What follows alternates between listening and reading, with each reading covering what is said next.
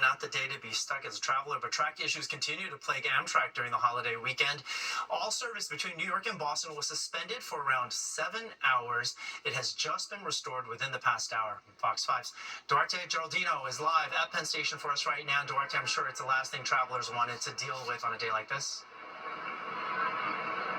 Oh, you sure got that right. It is the last thing anyone wants to deal with. We understand that a lightning strike is to blame for most of these delays, but these service disruptions, they're just becoming so common to people. They're talking now about a summer of disruptions. We had one in May, two in June, and now this one. You go back and forth a lot taking Amtrak? I do, actually. Yeah, so I live in Maryland. I take it up sometimes just for the day and kind of go back, but usually don't have a ton of issues, but when it is, it seems like this big one. This time around, it was a malfunctioning circuit breaker that caused a widespread power outage on all of Amtrak's tracks, stretching between Penn Station and New Haven Union Station in Connecticut. So trains between New York Penn Station and Boston South Station are suspended, which leaves Beryl Young and her family stranded. Service disruptions. Have you experienced that? We've seen them on the news, and we were a little bit worried because there was one, I think, a couple weeks ago, and but we decided to do it anyways, and now we're getting caught in one of them. But, yeah. In May, downed electrical wires in New Jersey forced Amtrak to suspend train service on the entire northeast corridor between New York and Washington for most of the night.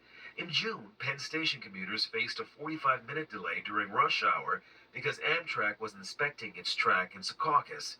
On June 18th, overhead wire issues on a disabled commuter train suspended New Jersey Transit service into and out of New York's Penn Station for about an hour. Oh, I just want to go home. People whose trains were suspended are being rebooked for another day if they can wait. And Amtrak says it's waiving additional fees for people wanting to change their travel plans, so Beryl is trying to make the best of it. What are you going to do? Are you just going to wait here? We've been waiting for about how long? Like a couple hours, about 2 hours, and we ended up being able to rebook for tomorrow morning. So we're going to go hang out in a hotel and extend our vacation.